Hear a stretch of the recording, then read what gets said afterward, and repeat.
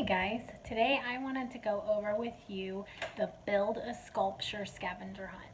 So I have already scavenged and I have come up with the things that are on the scavenger hunt map. And so I'm going to talk to you a little bit about them and then I'm going to show you what I'm going to create. All right, here we go. So the first thing that I want you to find is something that is cardboard.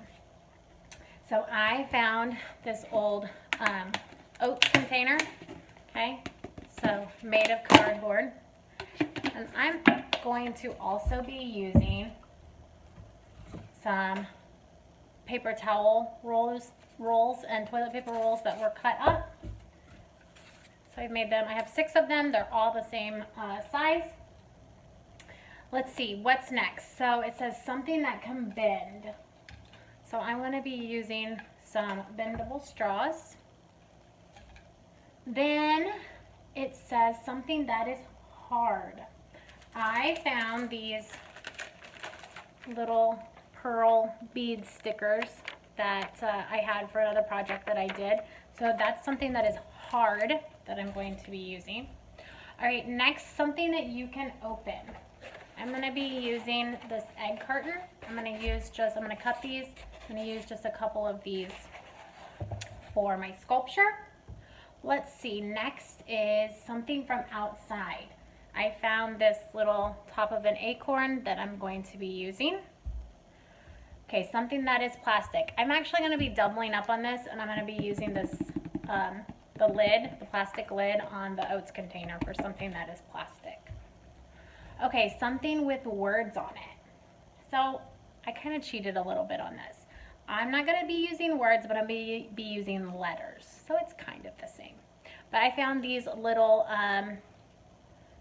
tile letters, kind of like for Scrabble, that you can use for projects. So I had some of these left over from a project that I made. So I'm going to be using these. Let's see, what's next? Something that is soft. So I have some scraps of fabric, and I'm going to be using those for my sculpture. And something that is small. I found these little tiny puff balls, pom-poms, I guess you'd call them.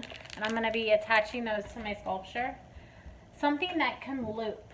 So I have a leftover piece of string or yarn that I'm going to be using.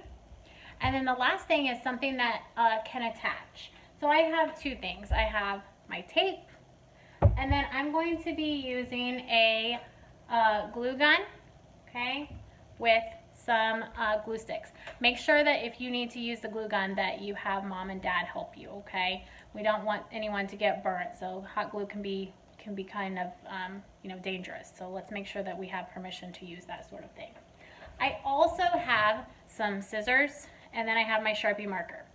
All right, so I'm gonna get started.